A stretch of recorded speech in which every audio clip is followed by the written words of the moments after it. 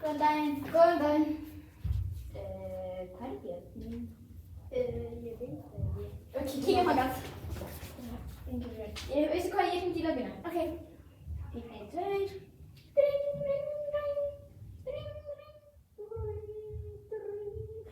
Wow.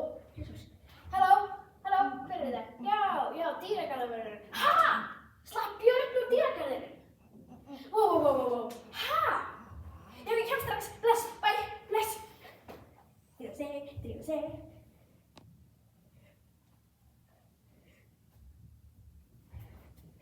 Let's go.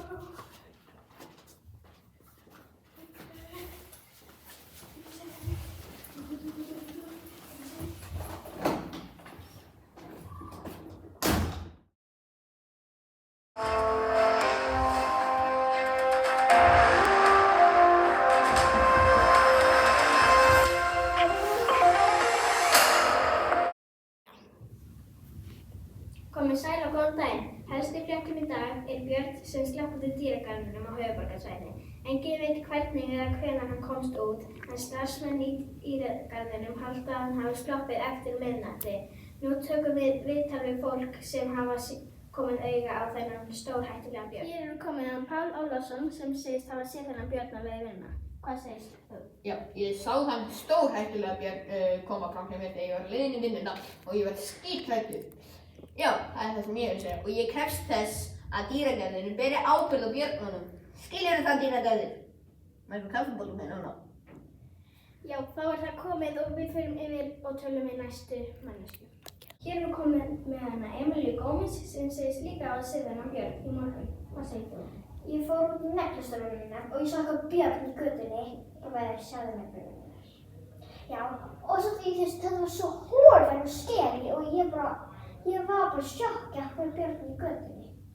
Já, einmitt. Takk fyrir þetta, Emilía. Bless.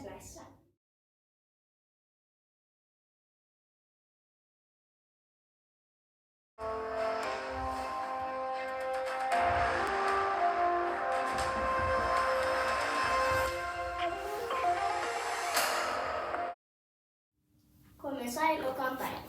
Helstu fréttum í dag er að Trump forseti Bandaríkjanna hefur ákveðið að enginn frá Asíu í Afríku megi koma til Bandaríkjanna. En jæja, nú skulum við snúa okkur að málinu björninn sem slapp. Ring! Halló? Já, ok. Já, ég kem strax. Bye. Herði, hér komið nýjar fréttir. Það er að handsama björninn á torginu fyrir utan dýragarðinn. Drífum okkur þangað. Komið sæl, hér komin að Karinu Ingibjörgu sem segist hafa séð þennan björn á leiðinni í vinnuna. Hvað segir þú? Heyrðu, já, ég hérna! Áfram! Og svo, farðu inn! Áfram! Eins og þið sáuð, þá er búið að handsama björninn. Það er nú gott. Takk fyrir í dag.